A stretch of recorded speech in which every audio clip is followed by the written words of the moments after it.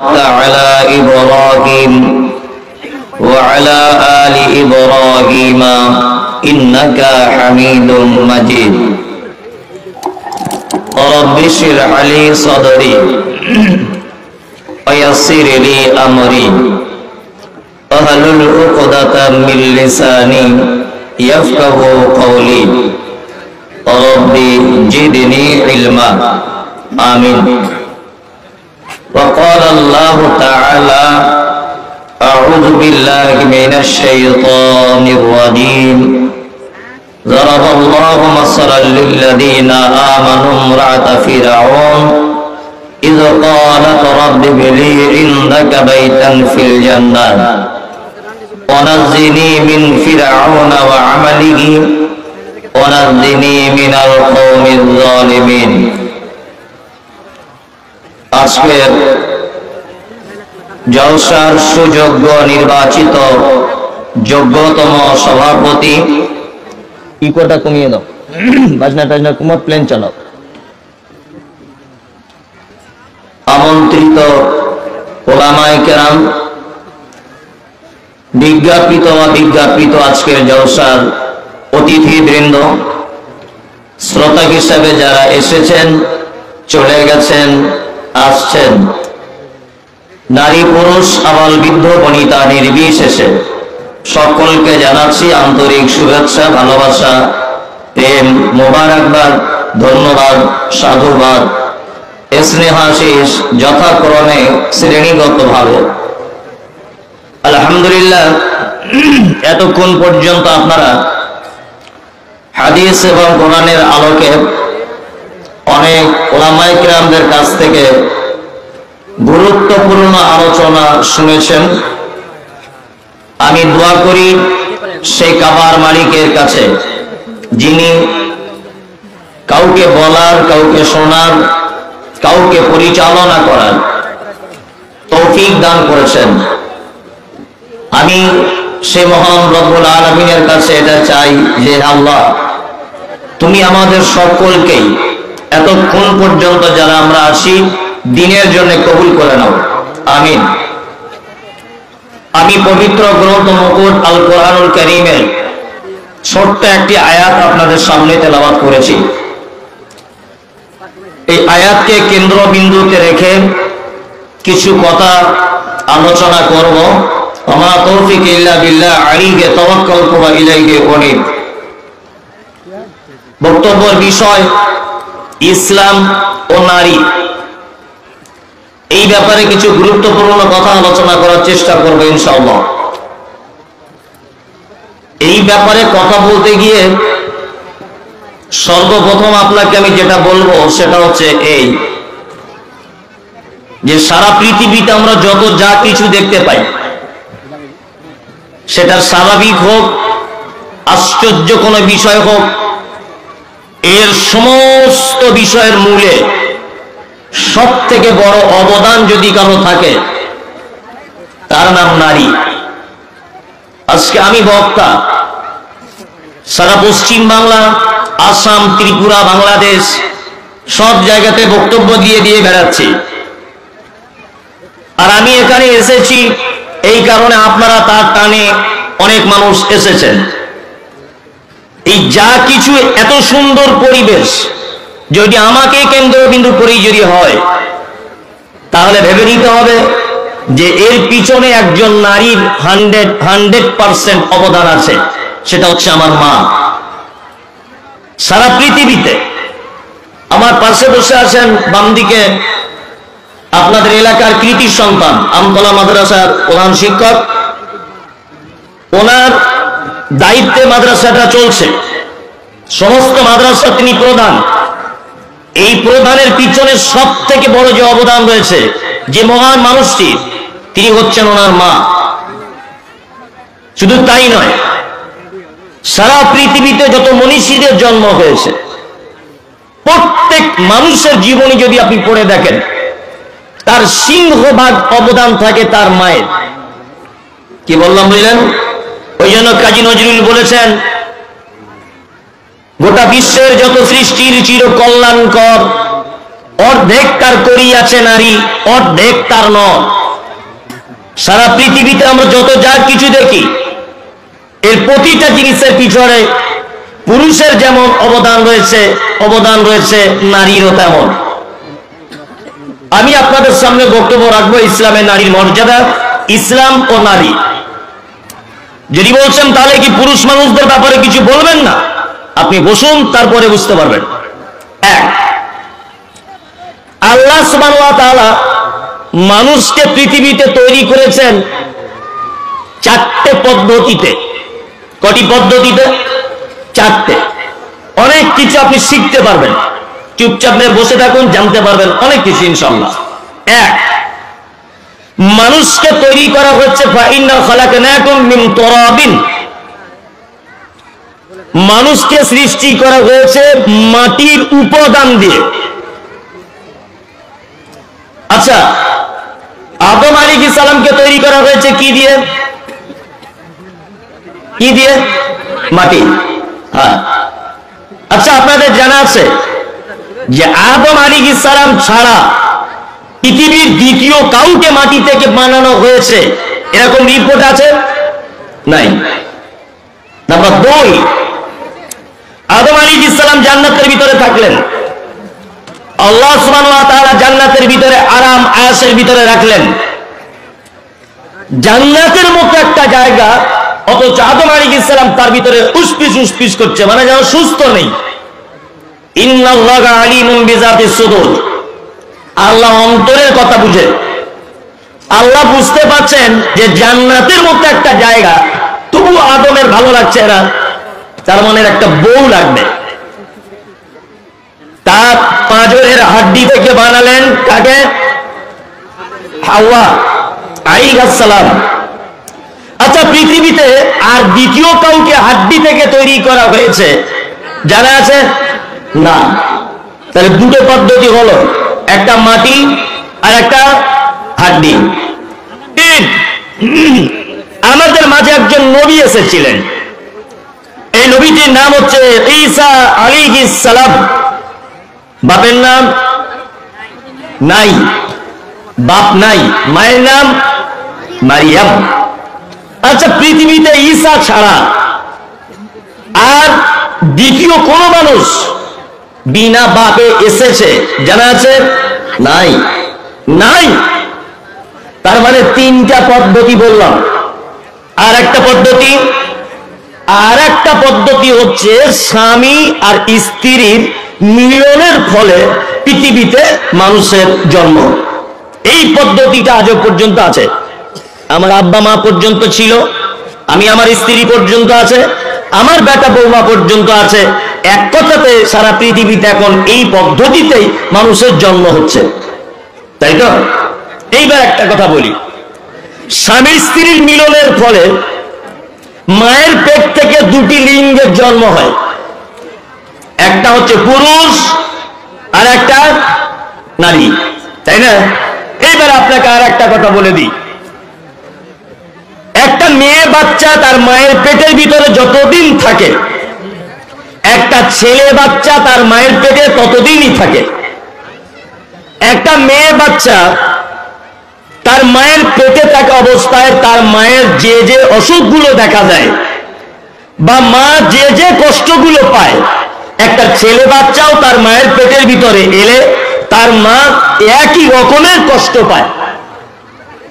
মেয়ের পেটে বাচ্চা চলে এলো, ও বমি করছে, পেটে যন্ত্রণা হচ্ছে, ও ভালো খেতে পারে না, ওর মেন্স বন্ধ হয়ে গেছে, ওর গা পা গুলো ফুলছে। ছেলে বাচ্চা মেয়ে বাচ্চার জন্য কি একটাই পদ্ধতি। এইবারে আল্লাহ সুবহানাহু ওয়া তাআলা বলছেন যে আমি মায়ের পেটের ভিতরে আস্তে আস্তে বাচ্চাটাকে বড় করে, আল্লাহু আখরাজাকুম মিন বুতুনি উম্মাহাতিকুম, মায়ের পেট থেকে আস্তে করে তাকে টেনে বার করে আনলাম পৃথিবীতে। আনার ব্যাপার আল্লাহ তাআলা বলছেন সুম্মা সাবিলা ইয়াসসারা, মায়ের যখন বাচ্চার প্রসব যন্ত্রণা শুরু হলো, আমি মায়ের ডেলিভারি হবার বাচ্চা হবার রাস্তাটাকে ততটাই বড় করে দিই যতটা তার বাচ্চা আসতে সুবিধা হবে। এ ভাষা কার? কার? আল্লাহ। আচ্ছা, এবার একটা কথা এখানে বলে দিই, দুনিয়াবি কথা।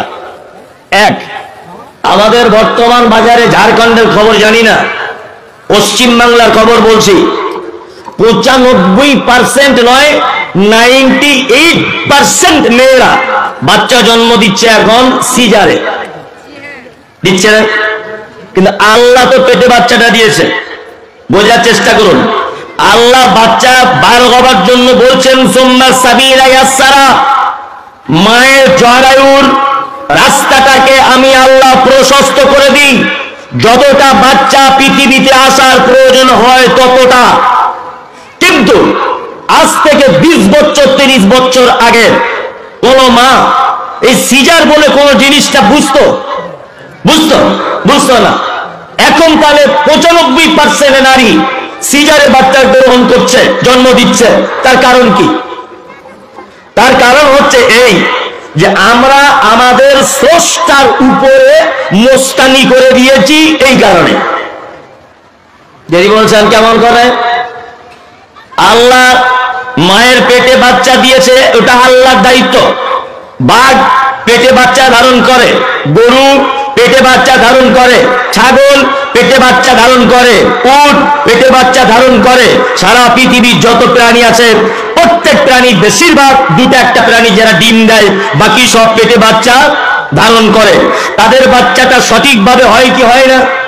আচ্ছা, গরুর বাচ্চা বড় হয়ে জন্মায় না মানুষের বাচ্চা বেশি বড় হয়? কোনটা? গরুর বাচ্চাটা জন্মের সময় মানুষের বাচ্চার থেকে মোটামুটি 4 গুণ তো বড় হবেই। হ্যাঁ, এইটুকু একটা বাচ্চা 2 কেজি 2.5 কেজি জন্ম দিবে, ওর কেন সিজারের প্রয়োজন? আসলে আমরা মানুষ এত বড় মুস্তান, এত বড় বেশি জাননেওয়ালা, মায়ের পেটে বাচ্চা যতটা ওয়েট হবার প্রয়োজন আল্লাহর পক্ষ থেকে ততটা ওয়েট হবে। কিন্তু আমরা অতিরিক্ত ডাক্তার বাড়িতে গিয়ে, অতিরিক্ত পাড়ার মেয়েদের কথাবার্তা শুনে, বাচ্চা পেটে থাকা অবস্থায় এত বেশি হাই প্রোটিন খাদ্য খাবার খেয়েছি যে বাচ্চা তার প্রয়োজনের থেকে বেশি পেটের ভিতরে বেড়ে গেছে। কি বললাম বুঝলেন? বেশি বেড়ে গেছে। এই পর্যায়ে ডাক্তারবাবু থেকে মেশিন পত্র দেখে দিয়ে বলছে যে বাচ্চার বাঁচানো যাবে না, কারণ যতটা মায়ের জায়গা থেকে বাচ্চা বার হবার প্রয়োজন তার থেকে বাচ্চা ডবল হয়ে গেছে পেটের ভিতরে, এই জন্য বাচ্চা মারা যেতে পারে। এগুলো ডাক্তারবাবুদের পরামর্শ নয়, পরামর্শ। আল্লাহু আকবার। আল্লাহ তুমি আমাদের মাগুলোকে, আমাদের বোনগুলোকে এই সমস্ত কঠিন কাজ থেকে একটু আসান করে দাও, আমিন। পৃথিবীতে এলো বাচ্চা, এলো 2টি লিঙ্গ, একটা হচ্ছে নারী, একটা হচ্ছে কে? পুরুষ। একটা নারী মায়ের যে রাস্তা দিয়ে পৃথিবীতে আসে, একটা পুরুষ মায়ের যে রাস্তা দিয়ে পৃথিবীতে আসে, একটাই রাস্তা। এখন পৃথিবীতে জন্ম হওয়ার পর 7 দিন বয়স হলো। কতদিন? 7 দিন। 7 দিনের বেলায় আল্লাহ নবী সাল্লাল্লাহু আলাইহি ওয়াসাল্লামের হাদিস যে তুমি তার সুন্দর একটা নাম রাখো। কি বললাম বুঝলেন? মেয়ে হলে ভালো নাম রাখুন, ছেলে হলে ভালো নাম রাখুন। ছেলে হলে ভালো নাম আব্দুল্লাহ, আব্দুর রহমান, এটা হচ্ছে আল্লাহর নিকটে সব থেকে প্রিয় নাম। সোশ্যাল মিডিয়াতে আমাকে নিয়ে প্রচন্ড গালাগালি করছে কিছু আলেম ওলামারা, কারণ আমি বলেছি ইসলামে কয়েকটা নাম রাখা চলবে না। শায়েখ বসে আছেন, যোগ্য আলেম, প্রয়োজনে উনি ব্যাপারটা পরে ব্যাখ্যা করবেন। আমি বলেছি জাহাঙ্গীর নাম রাখা যাবে না, শাহজাহান নাম রাখা যাবে না, গোলাম রসুল নাম রাখা যাবে না, গোলাম নবী নাম রাখা যাবে না, গোলাম মাহবুব নাম রাখা যাবে না, ইয়াসিন, তাহা, এই সমস্ত যত শব্দ কোরআন মাজিদে এসেছে এইগুলোকে বলা হয় হুরুফে মুকাত্তাআত, বাংলাতে বলা হয় বিচ্ছিন্ন অক্ষরমালা। আপনি আপনার বাচ্চাকে একটা নাম রাখুন, নামের অর্থটা যেন ভালো হয়। ভালো করে বোঝার চেষ্টা করবেন। পবিত্র আল কোরআনে 29টি শব্দ আছে, ইয়াসিন, তাহা, হামিম, আলিফ লাম মিম, আলিফ লাম মিম র, কাফ হা আইন সাদ, আলিফ লাম মিম সাদ, এই সমস্ত যত শব্দগুলি আছে এই শব্দ দিয়ে বাচ্চাদের নাম রাখা ঠিক নয়, কারণ এর অর্থ নেই। আমি ফতোয়া দিচ্ছি না, কিন্তু ফতোয়া আলাদা। এই সমস্ত নাম ইসলাম সমর্থন করে না। যদি বলছেন মৌলভী সাহেব আমার নাম শাহজাহান, শাহজাহান নাম রাখা চলবে না। যদি বলেন আমার এখন বয়স 30 বছর, আমি কি করব? 30 বছর আপনি আকিকা দিয়ে নাম চেঞ্জ করে দেন। 30 বছরই কাল সকালে আপনি আকিকা দিয়ে দেন একটা, আবার দিয়ে নাম চেঞ্জ করে দেন। কারণ আল্লাহ কিয়ামতের দিন প্রত্যেক ব্যক্তির সুন্দর নাম ধরে তার কাছে ডাকবেন। বেটার নাম রেখেছে ফিটু, নাম রেখেছে ফটিক, এসব নাম আছে না? আছে ভর্তি এসব দরকার বাংলাতে। না হিন্দু নাম, না মুসলিম নাম, না তেলেগু। ও কোন ভাষা ফটিক ফিটু এটা বোঝায় কোন মুশকিল। কোন ভাষার জন্য নামটা রেখেছে? আল্লাহু আকবার। সুন্দর নাম রেখে দেন। এইবার আপনাকে বলছি, এই নাম রাখা পর্যন্ত আর মায়ের পেট থেকে বার হওয়া, মায়ের পেটের ভিতরে থাকা, এই সমস্ত যত কথা বললাম, নারী পুরুষের কোনো ডিফারেন্স আছে? আছে? নাই। চলুন, 7 দিনে শুধু নাম রাখলে হবে না, আকিকা দিয়ে দিতে হবে। ছেলে হলে 2টো বকরি দিয়ে দেন, মেয়ে হলে 1টা বকরি দিয়ে দেন। গরিব মানুষ দিতে পারছেন না টোটালি, ছেলে হয়েছে 1টা বকরি দিয়ে দেন, তাতে কোনো সমস্যা হবে না। কি বললাম বুঝলেন? 7 দিনের দিনেই আকিকা দেওয়া লাগবে। যদি বলছেন মৌলভী সাহেব আমার অবস্থা খারাপ, দিতে পারেনি, এই একটা ছাগলের দাম কত? 2000 টাকা ছাগল মিলে যায়, 3000 টাকা ছাগল মিলে যায়। তোমার স্ত্রীকে আজকে রাতের বাচ্চা পেটে এসে কালকে সকালে হয়েছে নাকি? 8 মাস 9 মাস ওর পেটে বাচ্চা ছিল। 8-9 মাস তুমি প্রত্যেক দিন 20 টাকা করে যদি একটা জায়গায় সাইড করে করে রাখতে, আকিকা দিতেও পারতেন কি পারতেন না? পারতেন। সারাদিন পান বিড়ি গুটকা খেয়ে যাচ্ছে 30-40 টাকার করে, আর 7 দিনের দিনে হুজুর মৌলভী সাহেবের কাছে এসে বলছে মৌলভী সাহেব পয়সা নিয়ে আকিকা দিতে পারছি না, পরে দিলে হবে। তোমার পাছার চামড়া তুলে দিতে হবে। বিয়াদব কোথায় গেলে? 8 মাস যাবত তুমি খৈনি বিড়ি খেয়ে খেয়ে 2-4 হাজার 5 হাজার টাকা নষ্ট করে দিলে, আর বাধ্যতামূলক একটি ইবাদত আকিকা 7 দিনেই দিতে হবে। এটাই বলে বলছে মৌলভী সাহেব টাকা নাই, সব টাকা আছে, ঠিক নির্দিষ্ট টাইম আকিকা দিবেন। আকিকার গোস্ত সবাই খাবে, ওর বাপ খাবে, ওর মা খাবে, ওর নানা, ওর নানি, ওর গোষ্ঠীর পাড়া প্রতিবেশী সবাই। ও জাল দিয়ে খাওয়াতে পারে, রেঁধে খাওয়াতে পারে, কাঁচা দিতে পারে, ভেজে দিতে পারে, যেভাবে ইচ্ছা সবাই মিলে খেতে পারে, কোনো সমস্যা নেই। চলুন, আকিকা দেওয়া হয়ে গেল। আস্তে আস্তে ছেলে মেয়ে দুজনা বড় হয়ে গেল। বয়স হলো কত? 7 বছর। কত বছর? 7 বছর। মুহাম্মদ সাল্লাল্লাহু আলাইহি ওয়াসাল্লাম তিনি বলছেন, তুমি তোমার বেটা আর বেটিকে নামাজের আদেশ করো। কি বললাম বুঝলেন? আপনাকে এবার একটা কথা বলছি, জন্ম হয়েছে এই পর্যন্ত তাদের ভাই বোনের কোন রকমের ডিফারেন্স কিছু আছে না? এইবার শরীয়তের কিছু ডিফারেন্স আছে, নিয়ম কানুন নারী এবং পুরুষের, আপনাকে বলে দিয়ে যাচ্ছি। 7 বছর বয়স হলো, বাপ মসজিদে যাবে, আজান দিবে, মুয়াজ্জিন হাইয়া আলাস সালাহ, বাপ তার বেটাকে ধরে মসজিদে নিয়ে যাবে আস্তে আস্তে করে।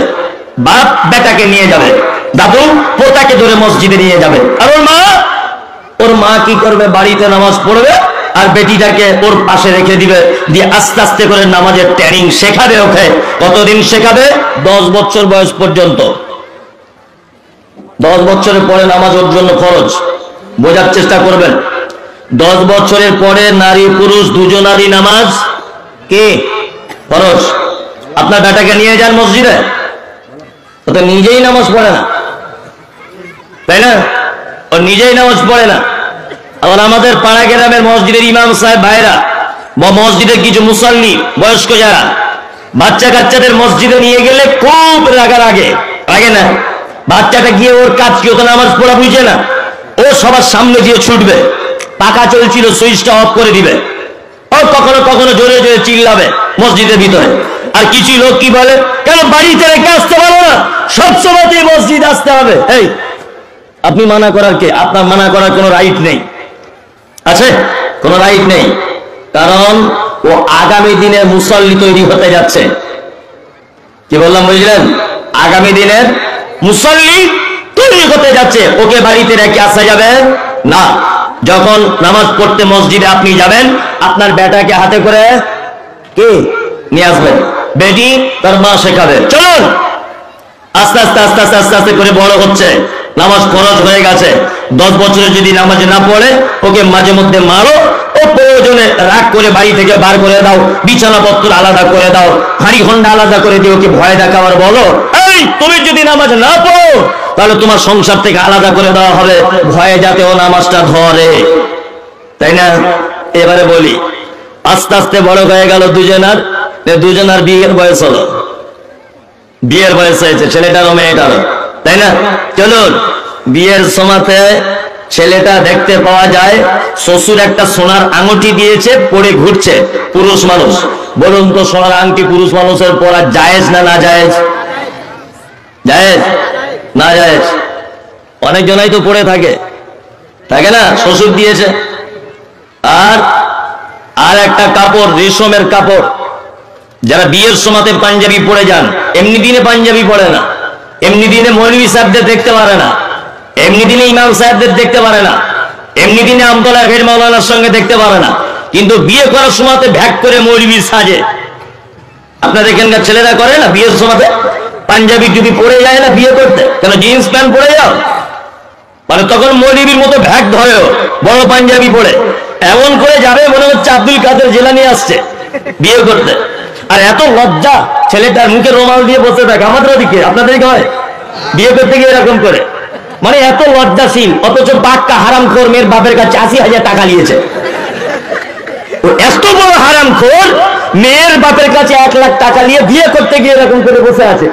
মানে কি স্ট্যান্ডার্ড ব্যাপার, মানে কোমরে লাঠি মেরে হাড় ভেঙে দেওয়া উচিত। বিয়াদব কোথাকারে, বেটির বাপের কাছে ভিক মাংতে তখন লজ্জা করলো না, আর বিয়ে করতে গিয়ে রোমান মুখে দিয়ে আছে বসে, আর ঢং খুঁজে পায় না। আপনাদের এখানে সব আছে নাকি বিয়ে শাদিতে পন্টন? ঝাড়খণ্ডে হয় অনেক। ওই কারা কারা নেয়নি হাত তুলুন তো, আমি 1 পয়সাও নিইনি। তাহলে ধরা পড়বে চোর। টোটালে 20 জন, যারা হাত তুলতে পারছে না নিশ্চয়ই মালে গোলমাল, বুঝে নিতে হবে, তাই না? আল্লাহু আকবার। কাল সকাল হতে হতে ফেরত দিয়ে দেন। একটা লজ্জা শরম মতো থাকে যে তার বাপের খাটে তুমি শো। তোমার বাড়িতে তোমার বোনের শোয়ার জায়গা হয়, তোমার ভাইয়ের শোয়ার জায়গা হয়, তোমার মায়ের শোয়ার জায়গা হয়, তোমার আত্মীয় স্বজনের শোয়ার জায়গা হয়, আর যে তোমার বউ হয়েছে ওর একটুখানি শোয়ার জায়গা নেই, বলছে তোর বাপের বাড়ি থেকে খাট এনে তোকে শুতে হবে। তোমার বাড়িতে 20 জন আত্মীয় স্বজন আছে, লেপ কেতা কম্বল সব রেডি, কিন্তু ও তোমার স্ত্রী, ও তোমার কম্বলে শুতে পাবে না, বলছো তোর আব্বাকে বল একটা কম্বল কিনে পাঠাতে। কি বলছে বুঝতে পারছেন না? তা ও যদি সব ওর বাপের বাড়ি থেকে আনবে, তা তোমার ঘরে কেন বসে থাকবে? নিজের ঘরে থাকবে, তোমার কাছে আসবে কেন? মানুষের তো লজ্জা শরম আছে। হাজি সাহেব লোক বড় পাঞ্জাবি পরে বেটার বহু দেখতে যাচ্ছে, মেয়ে পছন্দ, তা মেয়ের বাপ জিজ্ঞাসা করছে ভাই কিছু দেনা পাওনা চাওয়া পাওয়া আছে? তো আস্তাগফিরুল্লাহ, আপনি কি কথা বলছেন? আমি 2 নম্বর হাজি, মানে 2 বার হজ করেছি আর কি। 2 নম্বর হাজি মানে 2 বার হজ করেছে। এই টাটকা হজ করে এলাম আর আপনি আমাকে টাকা পয়সার কথা বলছেন? তবে এই ব্যাপারটা আমি জানি না, যা জানে আমার বড় জামাই জানে। এরকম লোক আছে ঝাড়খণ্ডে, ওই কাঁচা কুঞ্চি দিয়ে 5 চামড়া তুলে দিতে হবে হাজি সাহেবের। বিয়াদব ছেলে, তুমি জন্ম দিয়েছো আর তোমার জামাই যাবে টাকা ঠিক করতে? আছে এরকম লোক? আচ্ছা, গাদা গাদা লোক। অনেকজন হয়তো টাকা পয়সা চায় না, বিনা পণই বিয়েটা করে, কিন্তু শাশুড়ি মেয়েদের মন খুব জিলাপির মতো পেঁচালো মন। বারে বারে ছোট বৌমাকে বলছে বৌমা দেখো, বড় বৌমা খাট এনেছে, আলমারি এনেছে, শোকেস এনেছে, আর তোমাদের ঘরটা ফাঁকা ফাঁকা লাগছে। ফাঁকা ফাঁকা লাগছে তোমার বেটাকে বলো, বৌমাকে কেন বলতে যাচ্ছ?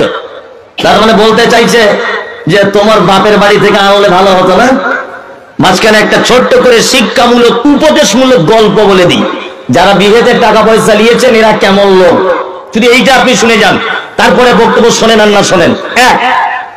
একটা লোকের আগামী বুধবার বেটির বিয়ে, তার লোকটা গরিব মানুষ, টাকা পয়সা এক জায়গায় জমা টমা করেছে, হালের গরু টরু বিক্রি করে, ভ্যান ট্যান যা ছিল বিক্রি করে, ওই অর্ধেক শতক জমি ছিল রাস্তার ধারে বিক্রি করে 4-5 লাখ টাকা এক জায়গায় করেছে। বেটির বিয়ে আগামী বুধবার, রাতের বেলা চোর এসেছে, দরজা আওয়াজ, চাচা বাড়ি আসো? হ্যাঁ, কারা বাপ তোরা? বয়স্ক লোক তো, বলছে দরজা খোলো। তা চাচা বুঝতে পারেনি পরেশগাঁও লোক, দরজা খুলে দিয়েছে। বলছে শুনলাম তোমার বেটির বিয়ে বলে জমি জায়গা বিক্রি করে টাকা এক জায়গায় করেছো।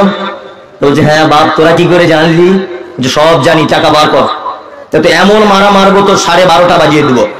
চাচা তখন বলছে, দেখ বাপ, তোরা টাকাটা লিস না, টাকা নিলে আমার বেটিটা দিয়ে দিতে পারবো না। চোর কোনোদিন ধর্মের কথা শুনে? কোনোদিন শোনে না। এখন চাচা যখন টাকা বার করছে না, তখন চোরগুলো মেরেছে চাচাকে এক ঘুষি একদম। ও গিয়ে 4 ফুট দূরে পড়েছে। ও যখন পড়েছে আওয়াজ হয়েছে ধম করে, চাচির তখন ঘুম ভেঙে গেছে। মানে ওর স্ত্রী, টাকা যা আছে ঘর থেকে বার কর। বলছে, দেখ বাপ, টাকা লিস না, বুধবারের দিন আমার বেটির বিয়ে, তোর পায়ে ধরে বলছি টাকা লিস না। চোর কোনোদিন ধর্মের কথা শোনে না। চাচি তখন ওর বাক্স থেকে 3 লাখ টাকা বার করে আর ঘুমন্ত বেটিটাকে তুলে চোরেদের হাতে দিয়ে বলছে, যা বাপ, টাকাটাও নিয়ে যা, বেটিটাকেও নিয়ে যা। কারণ হচ্ছে এই টাকা নিয়ে যদি চলে যাস, বেটিটার বিয়ে দেওয়া হবে না। এই টাকাটার উপরই নির্ভর করছে আমার মেয়ের বিয়ে। এক কাজ কর, টাকা যদি নিয়ে যাস, বেটিটা অসহায় হয়ে যাবে। ওই জন্য ঘুমন্ত বেটিটাকে তোদের হাতে তুলে দিলাম। ওই রাস্তায় কোথাও গিয়ে কেটে নদীর পাড়ে ফেলে দিবি, তবুও ভালো। চোরেরা তখন বলছে, তোমার মতো বোকা আমরা নাকি? বেটি নিয়ে গেলে রাস্তাতে পুলিশ আছে, ধরবে, টাকা দিয়ে দাও, গুনে নিয়ে চলে যায়। তাহলে চোরেদের একটা কোয়ালিটি, একটা বৈশিষ্ট্য, একটা গুণ, শুধু টাকা নিবে, বেটি নিবে না। আর আমাদের বেটার বাপেদের এমন গুণ, টাকাও নিবে, বেটিটাকেও নিবে। তাহলে বলুন তো, চোর ভালো না এরা ভালো? চোরের তবু জাত আছে, চোরের তবু গুণ আছে, শুধু বেটিটা টাকা নিবে, বেটি নিবে না, তাই না? আরে এ এত বড় হারামখোর, টাকাও নিবে আবার ওর বেটিটাকেও নিবে, তাই না? কথা বাস্তব না বাস্তব? একদম খুব সাবধানে থাকুন। চলুন, বিয়ে করতে যাওয়ার সময় একটা পাঞ্জাবি পরে যায়, তার কাপড়টা রেশমের হয়। যদি 5,000 টাকার বেশি যদি সারওয়ানিটার দাম হয়, তাহলে ওটা রেশমের কাপড় দিয়ে তৈরি করা হয়। বিশ্ব নবীর হাদিস হলো এই, পুরুষ মানুষের জন্য রেশমের কাপড় ব্যবহার করা হারাম। 2 নম্বর, নারী যদি অলংকার হিসাবে পায়ের পাতা থেকে আর মাথার চুল পর্যন্ত, হাতে পায়ে সব জায়গায় যদি অলংকার ব্যবহার করে, যাকাত দেওয়ার পরে পরে তার জন্য সোনা চাঁদি মণিমুক্তা সব কিছু জায়েজ। কিন্তু পুরুষ মানুষ সোনার কোনো অলংকার ব্যবহার করতে পারে না, ওটা তার জন্য হারাম। চলুন আর একটা বলে দিই, মেয়েরা বিয়ে করার সময় মেহেন্দি লাগায় কি লাগায় না? এটা মেয়েদের জন্য জায়েজ। ছেলেরা হাতে মেহেন্দি পড়তে পারে না। চুল যদি পেকে যায় তাহলে চুলে মেহেন্দি করতে পাবে, অসুবিধা কিছু নাই। এই জায়গায় ডিফারেন্স। আর একটা ডিফারেন্স বলি, আপনার মসজিদে নামাজ পড়তে গেছেন, ইমাম সাহেব জামাত শেষ করে দিয়েছেন, আপনি একা একা তাকবীর দিয়ে নামাজ পড়ছেন, আর একজন লোক সেও তার জামাত ছুটে গেছে, ও মসজিদে এসেছে নামাজ পড়বে বলে। বলুন তো দেখি, আপনি যদি ইমাম হন, ওই লোকটা আপনার কোন দিকে দাঁড়াবে? ডান দিকে দাঁড়াবে। আর একটা লোক এলো, ওই লোকটা কোন দিকে দাঁড়াবে? বাম দিকে। হলো না, গাড়ির চাকা জ্যাম। কি বললাম বুঝলেন? ওই জন্য একটা কথা বলে দিচ্ছি, শুনে নেন।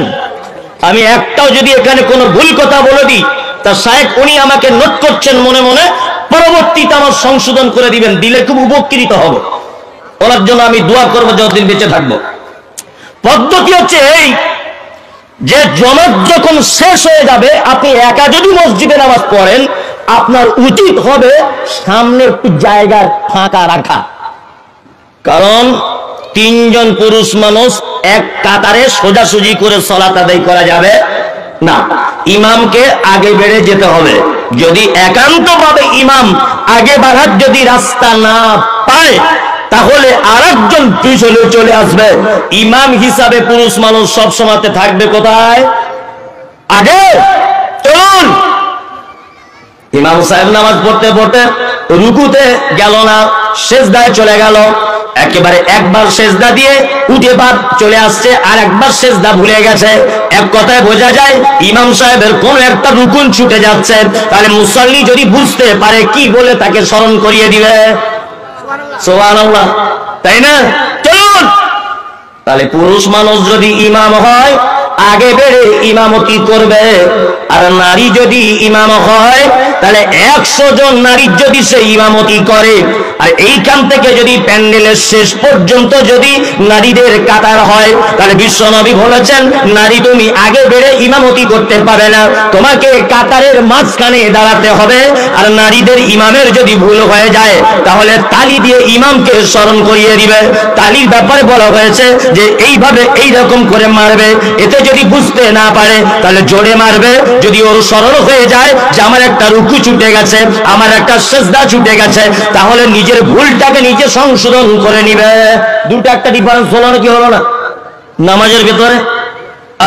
আর একটা দুটো ডিফারেন্স বলে দিই, সেটা হচ্ছে কি, সেটা হচ্ছে রুকু সিজদার ব্যাপারে নারী পুরুষের কোন রকমের ডিফারেন্স নাই, একটাই রকম করে রুকু সিজদা করবে। কিন্তু আমাদের পাড়া গ্রামের মা চাচিরা যখন রুকুতে যায় এমন আঁটো করে যাচ্ছে মনে হচ্ছে 4 বছর ধরে প্যারালাইসিসের রুগী, তাই না? অথচ একই রকম ভাবে যেতে হবে, যেতে হবে না? যেতে হবে। আচ্ছা, এবার এতক্ষণ আপনাকে বললাম শরীয়তের দৃষ্টান্তে নারী এবং পুরুষের কিছু কিছু জিনিসের ডিফারেন্স কি আছে, আরো কিছু ডিফারেন্স আছে যেগুলো আমি আর বলছি না। এবার আপনাকে আর একটা কথা বলি, চলুন।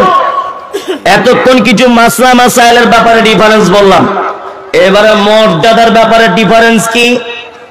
মর্যাদার ব্যাপারে আপনাকে জিজ্ঞাসা করছি, আপনি বলুন নারীর মর্যাদা বেশি না পুরুষের মর্যাদা বেশি?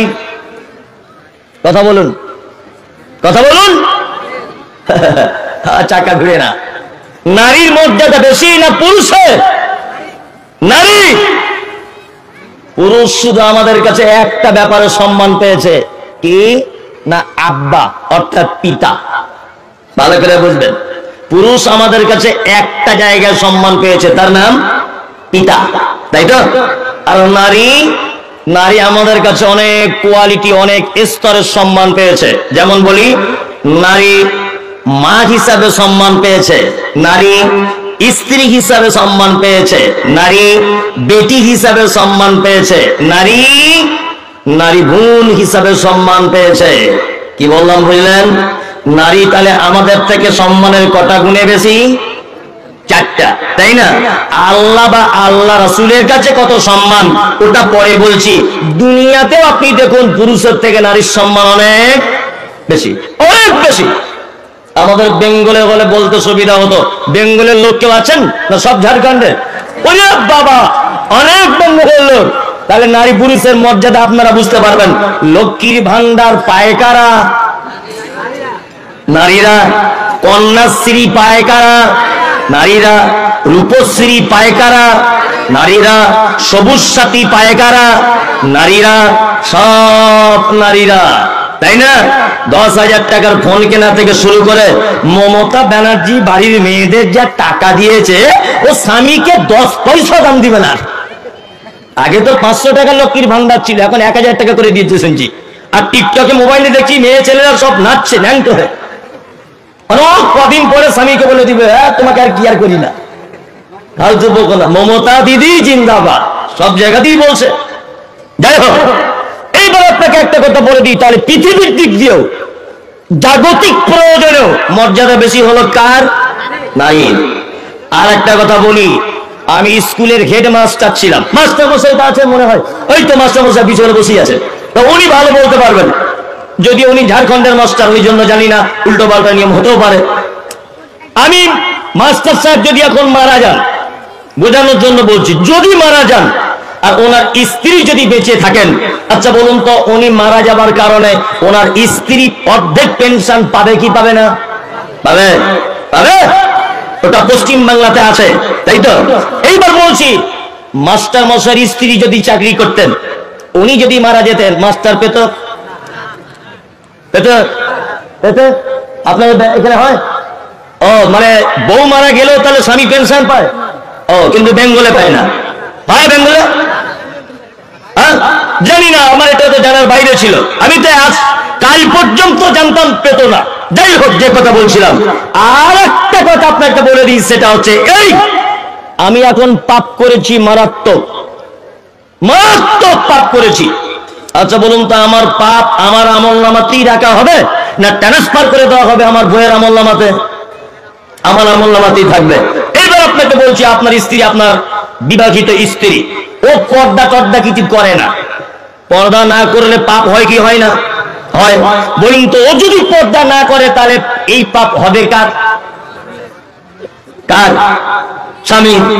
স্বামী এক কথাতে স্ত্রীর ব্যাপারে কিয়ামতের মাঠে জবাবদিহিতায় বসতে হবে কি হবে না? হবে। তার মানে বোঝা যায় সব ব্যাপারই তো ওদের অধিকার বেশি, বেশি না?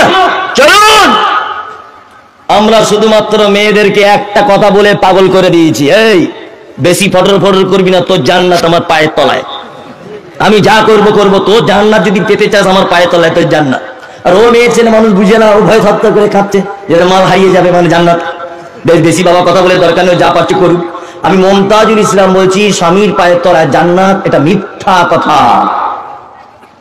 স্বামীর পায়ের তলায় জান্নাত নেই। রাসূল সাল্লাল্লাহু আলাইহি ওয়াসাল্লামের হাদিস এইভাবে এসেছে, আল্লাহ রাসূল বলছেন, আমি যদি কাউকে সিজদা করার অনুমতি যদি দিতাম তাহলে স্ত্রী লোকদেরকে বলে দিতাম তারা যেন তার স্বামীর পায়ে সিজদা করে, কিন্তু আল্লাহ রাসূল আদেশ করেন নেই। চলুন এইবারে একটা করে আপনাকে বলি ওদের মর্যাদাটা কতটা। প্রথমে বলি মেয়ে হিসাবে মর্যাদা কত বলবো, বলে দিই। আম্মা জান আয়েশা বলেন, আমি বাড়িতে বসে আছি, একজন মহিলা দুটি কন্যা সন্তানকে নিয়ে আমার বাড়িতে এলো, আমার বাড়িতে কিছু চাইলো। আমাদের বাড়িতে একটা খাজুর ছিল, খাজুরটা আমি মহিলাটিকে দিলাম। মহিলাটি নিজে খাজুরটা না খেয়ে খাজুরটা মাঝখান থেকে চিড়ে দিয়ে মাঝখান থেকে ভাগ করে দুটি কন্যা সন্তানের মাঝখানে বিলি বন্টন করে দিল। আল্লাহ রাসূল বাড়িতে এলেন, বিশ্ব নবীর বিবি আয়েশা বলছেন, ইয়া রাসূলুল্লাহ, আজকে একটা চমৎকার ঘটনা ঘটে গেল। ঘটনা হলো এই যে একজন মহিলা ভিখারিনী আমাদের বাড়িতে এসেছিল, দুইটা কন্যা সন্তানকে নিয়ে, আর কিছু সে চেয়েছিল। আমি তাকে খাজুর একটা দিলাম, খাজুর মাঝখান থেকে চিড়িয়ে দিয়ে ও দুইজনের মাঝখানে বিলি বন্টন করে দিল। বিশ্ব নবী বলছেন, আয়েশা রে, পৃথিবীতে যদি কোনো গার্জেন যদি তার কন্যাকে নিয়ে যদি বিপদগ্রস্ত হয়, বিবাহের জন্য হোক, রুজির ব্যাপারে হোক, পাড়া প্রতিবেশীর কাছে হোক, শিক্ষার ব্যাপারে হোক, যে কোনো ব্যাপারে একটা গার্জেন যদি তার বেটিকে নিয়ে যদি বিপদে পড়ে যায়, তাহলে দয়ার নবী বলেছেন, আমি আর ওই গার্জেন জান্নাতের ভিতরে এইভাবে থাকবো। এইটা বলার পরে মধ্যমা আর তর্জনী আঙুল, দুটো আঙুলকে এক জায়গায় জমা করে দিয়ে নবীজি বলছেন, আমরা আর আমি আর ওই কন্যার পিতা জান্নাতের ভিতরে এইভাবে থাকবো। এই আপনাকে সোশ্যাল মিডিয়াতে আবার আমি বলে দিয়েছি, এর আগেও আবার বলছি, ইমাম শাফিঈ বলছেন, ইমাম শাফিঈর একটা উক্তি হচ্ছে এই, ইমাম শাফিঈ রাহিমাহুল্লাহ তিনি বলছেন, সন্তান এটা আল্লাহর পক্ষ থেকে নিয়ামত, নারী হোক বা পুরুষ হোক। তবে ইমাম শাফিঈ তারপরে বলছেন যে বেটা হচ্ছে নিয়ামত আর বেটি হচ্ছে কি কল্যাণ। কল্যাণ, বেটা আল্লাহর নিয়ামত আর বেটি কল্যাণ। আচ্ছা এবার আপনাকে বলছি, বলুন তো আল্লাহ নিয়ামতের হিসাব নেবে কি নিবে না? চোখ যেটা দিয়ে আপনি দেখেন, আল্লাহ এর হিসাব নিবে কি নিবে না? আপনি যে জিভ দিয়ে কথা বলেন, এর হিসাব হবে কি হবে না? হবে। আপনি যে হাত, এটা আল্লাহর নিয়ামত, এই হাতের হিসাব হবে কি হবে না? হবে। কিন্তু কল্যাণ, কল্যাণ মানে নেকি বহনকারী কাজ। তার মানে ইমাম শাফিঈ বোঝাতে চেয়েছেন যে যে বাড়িতে বেটি থাকে, যে বাড়িতে কন্যা সন্তান থাকে, ওই বাড়িতে যেন কল্যাণ আর নেকি বহন করা হয়। ওই জন্য আপনাকে বলছি, বাজারের সব থেকে দামি খাবার আপনার বেটিকে খাওয়াবেন, বাজারের সব থেকে দামি জামাটা আপনার বেটির জন্য কিনে আনবেন, বাজারের সব থেকে দামি জুতা আপনার বেটি কিনে দেবেন। আপনার বেটি যা চাইবে, শরিয়া বিরোধী যদি কিছু না হয়, তার পিছনে আপনি খরচা করুন। কারণ আপনার থেকে ভাগ্যবান পুরুষ আর কেউ আছে যে আপনি এই বেটির কারণে নবীজির সাথে জান্নাতে থাকবেন। 4 বার হজ করেছেন, 20 লাখ টাকা খরচা, নবীর সাথে জান্নাতে থাকবে, কথা হাদিস কোরআনে নাই। বোঝার চেষ্টা করুন। মাদ্রাসায় দান করেছেন 5 লাখ, নবীর সাথে জান্নাতে থাকার সৌভাগ্য আপনার হয়নি। কি বললাম বুঝলেন? কিন্তু আপনার যদি বেটি যদি থাকে আর ওইটাকে যদি আপনি ভালো করে লালন পালন যদি করেন, পর্দার সঙ্গে যদি চালান, দিনের যদি তালিম দেন, এই পর্যন্ত যে তার স্বামীর কাছে পৌঁছানো পর্যন্ত, তার স্বামীর কাছে চলে গেলে দায়িত্ব তার স্বামীর। আপনি যদি তার স্বামীর কাছে যাওয়া পর্যন্ত তাকে যদি পর্দা করে রাখতে পারেন, তাকে যদি দিনের তালিম দিতে পারেন, তাকে যদি ভদ্রতার শিক্ষা যদি আপনি দিতে পারেন, অবশ্যই আপনার এই বেটি আপনাকে নবীর সাথে জান্নাতে মিলিয়ে দিবে। অনেকজন আছে যে বেটি হয়েছে বলে 3-4টে বেটি বলে শাশুড়ি ওর বেটাকে বলছে, বললাম তখন ফটিকের বেটিকে বিয়ে কর, আমার কথা শুনিসনি তো, লে সামলা এবার 3টে বেটি, এর পেটে বেটা ছেলে নাই। শাশুড়ি বলছে, কি কাকে বিয়ে করেছিস, এর পেটে বেটা ছেলে নাই? হ্যাঁ, অনেক বৌমারা 4টে-5টা বেটি জন্ম দিয়েছে বলে সংসারে অশান্তি হচ্ছে, হয় না? হয়। আল্লাহু আকবার। সংসারে অশান্তি। অশান্তি কেন? অশান্তি এই কারণে যে বেটি জন্ম দিয়েছে বলে। আসলে হচ্ছে গাধা, ও স্বামী আস্ত বড় গাধা, ও বুঝে না কিছু। আরে বেটি মানে তো সাংঘাতিক ব্যাপার। আপনার থেকে ভাগ্যবান বাপ আর কেউ আছে যে আপনি নবীর সাথে জান্নাতে থাকবেন? কখনোই আপনার স্ত্রীকে কটু কথা বলবেন না। কি বললাম বুঝলেন? শাশুড়ি যারা আছেন এখানে, আপনারা ভালো করে জেনে যান, বৌমা পর পর 4টে বেটি ছেলে জন্ম দিয়েছে বলে বৌমার সঙ্গে উল্টো পাল্টা ব্যবহার করবেন কে না। চলুন আর একটা কথা বলে দিই, নারী আমাদের কাছে একটা উপাধি পেয়েছে, তার নাম মা। নারী মানে কি? হ্যাঁ, মা। মায়ের মর্যাদা আছে তো ইসলামে? আছে? পায় মর্যাদা? পায়। আল্লাহু আকবার। এই কনকনের শীতে তোমার আব্বার পোশাক দেখলে বোঝা যাবে তুমি কেমন ভদ্র বেটা। এই পৌষ মাসের কনকনের শীত পার হয়ে গেল, তোমার মায়ের পরনের চাদরটা দেখলে বোঝা যাবে তুমি কত ভদ্র বেটা, তাই না? 3 ভাই পাড়া সিস্টেমে আব্বা মা ভাত খায়, ঘরের দরজা লাগিয়ে তুমি তোমার বউ বেটি খাসির মাংস দিয়ে ভাত খাচ্ছ, আর তোমার ছোট ভাইয়ের আর্থিক অবস্থা খারাপ, তোমার মা তার কাছে পালি হিসাবে ভাত খাচ্ছে, পালা হিসাবে, তার বাড়িতে ডাল আর আলু ভর্তা, আর তুমি খাসির মাংস বউ ছেলে নিয়ে দরজা লাগিয়ে খাচ্ছ। খাসির মাংস খাওয়া বৈধ হবে তো? হবে তো? হবে না। টাকা বেশি হয়েছে ওই জন্য পাকুড়ে বাড়ি করেছে, গগন পাহাড়ি তার ভালো লাগে না। কি বললাম বুঝলেন? আব্বা মা গগন পাহাড়িতে আছে, পাকুড়ে নিয়ে যাওয়ার কথা বলছে, তা বলছে না, 2 তলা বাড়ি তো, সিঁড়ি দিয়ে উঠতে পারবে না, স্লিপ খেয়ে পড়ে যাবে, ওরা পুরাতন বাড়িতেই থাক বুড়াবুড়ি। আর ও পাকুড়ে 2 তলা বাড়ি করে ওখানে বসবাস করছে। জান্নাত যাওয়া যাবে তো? আমি 2-3টে মানুষের জান্নাতে যাওয়া বড় কঠিন, খুব কঠিন, বড় কঠিন, আমি বলে দিয়েছি।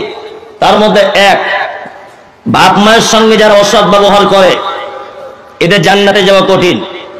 আর আমি এটা হাদিস কোরআন নয়, বাস্তব চিত্র তুলে এবং সমাজে ঘুরে আমি একটা জিনিস দেখেছি, সেটা হচ্ছে এই যে সমস্ত মসজিদে ইমাম সাহেবরা ইমামতি করে, ইমামতি, কালকে ওই নিনহা বলে একটা রামপুরহাট এলাকায় প্রোগ্রাম করতে গেছিলাম, একজন ইমাম সাহেব, আল্লাহর কসম, আল্লাহর কসম, আল্লাহর কসম, আমি ফোন নাম্বার দিয়ে দেবো, আপনি কথা বলে নেবেন, আমি নাম বলবো না কোথাকার ইমাম সাহেব।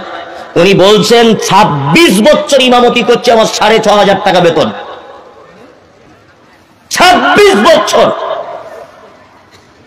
এইরকম মসজিদের যারা কমিটিতে আছে, এখনো 7,000 টাকা, 6,500 টাকা হেড মাওলানার ইমামের বেতন।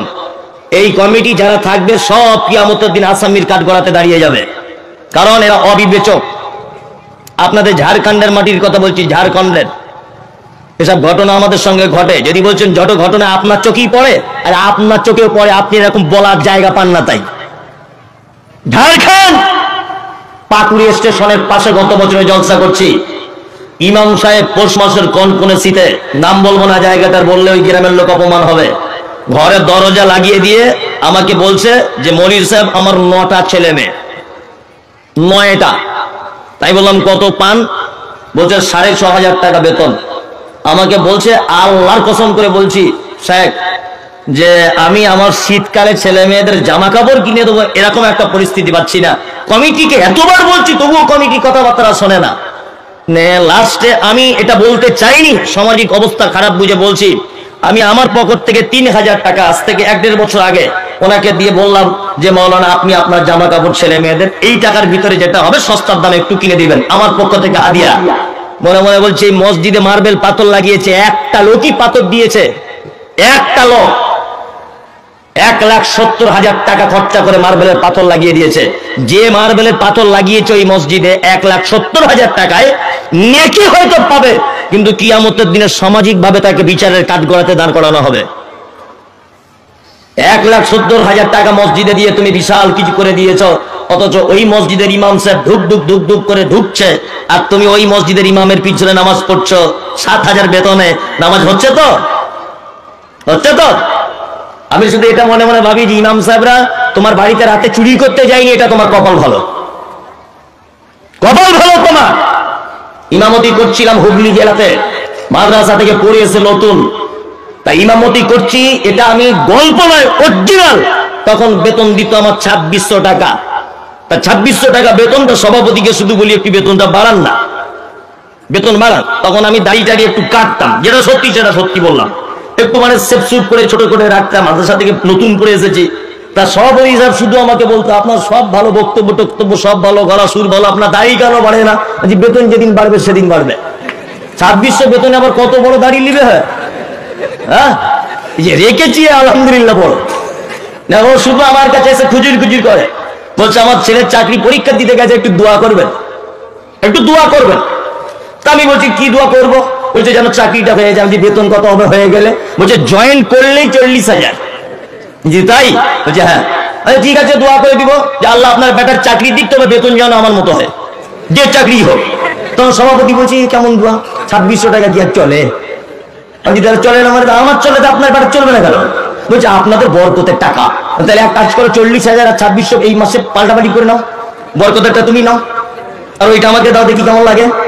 মানে আমরা সব জায়গাতে ভালো বুঝি, সত্যি আমার খুব খারাপ লাগে, খুব কষ্ট হয় মনের দিক দিয়ে, খুব কষ্ট হয়। कुछ लोग दुनिया में ऐसे हैं जो तन्हाई में रोते आदमी के सामने हंसते। কিছু লোক পৃথিবীতে এমন আছে যারা লোকের সামনে সমাজের মানে চক্ষু লজ্জাতে সবার সঙ্গে হেসে হেসে কথা বলে, কিন্তু তারা একা একা ঘরের দরজা লাগিয়ে জানালা লাগিয়ে ডুকরিয়ে ডুকরিয়ে কাঁদে। তার নাম ইমাম। যারা দায়িত্বে আছেন, এখানে যারাই দায়িত্ব আছেন মসজিদের, আপনাদেরকে জন্য ব্যাপারটা বিবেচনা করা, অবশ্যই বিবেচনা করুন। একটা মাদ্রাসার সাইকুল হাদিস বেতন তার 12,000 টাকা, ভাবতে পারা যায়? আপনার ছেলে ABCD পড়ে, প্রত্যেক মাসে বেতন তার 500 টাকা। মাসে পড়ায় কতদিন? 17 দিন পড়ায় মাসে। আর আপনার বাচ্চাকে কোরআন মাজিদ শেখায় আপনার মসজিদের ইমাম। কোনদিন আপনি ইমাম সাহেব বাড়ি যাওয়ার সময় 200 টাকা হাতে দিয়ে বলেছেন ইমাম সাহেব আমার বেটাকে আপনি কোরআনের শিক্ষা দিচ্ছেন, প্রত্যেক অক্ষরে 10 টাকা করে নাকি আমার পক্ষ থেকে আপনাকে 200 টাকা হাদিয়া দিলাম? একটা লোক বলুন তো যে আমি দিয়েছি? একটা লোক বলুন এখানে, কেউ নেই। আর ইমাম বাপ মরে গেছে, ইমাম সাহেব বলছে দোয়া করে দেন জান্নাত চলে যায়। ইমাম সাহেব দোয়া করছে রব্বানা আতিনা, আল্লাহর বাপকে জান্নাত দিয়ে দাও। মন থেকে বলেছে? জীবনে জীবনে মন থেকে বলবে না। তোর বাপ মরে গেছে, আমি কেন দোয়া করতে যাবো? 7,000 টাকা বেতন আমার, দোয়া জান্নাত? এমনি লোকাল দোয়া নিয়ে দাও, জান্নাতে পাবে না। আমি ইমাম সাহেব ভাইদেরকে বলে দিয়েছি, কেউ দোয়া করতে দিলে উল্টো করে দিবে, একদম উল্টো করে, যেমন বেতন তেমন দোয়া। খুব সাবধানে থাকবে, বুঝলেন তো? এদের ব্যাপারে একটু লক্ষ্য রাখবেন, এদের ব্যাপারে একটু লক্ষ্য রাখবেন। এগুলো একদম মানে বিবেচনার ভিতরে আসছে না, আসছে আসছে না। পৃথিবীতে গাড়ি বাড়ি টাকা পয়সা সব কিছু করে একটা মানুষ জান্নাতে যেতে চাইছে, কিন্তু 4 ভাই, আব্বা মা খেতে দেয় না। আর যদিও বা খেতে দেয় 15 দিন করে সিস্টেম করে দিয়েছে, 15 দিন করে। আপনাদের এখানে আছে ঝাড়খণ্ডে? আছে। 15 দিন করে দিয়েছে। তা মনে হচ্ছে ওর বাপ মসজিদের ইমাম আর ওর মা মুয়াজ্জিন, মানে পালি সিস্টেমে ভাত খায়, খায় না? একদিন যদি এদিক এদিক হয়ে যায় তো বৌমারা বড় বড় চোখ বার করে, আর আবার বলে ক্যালেন্ডার দেখে খেতে পারো না, আর 17 তারিখ হয়ে গেল। আবার কেউ কেউ বলছে আমাদের তরকারি কি খুব মিষ্টি।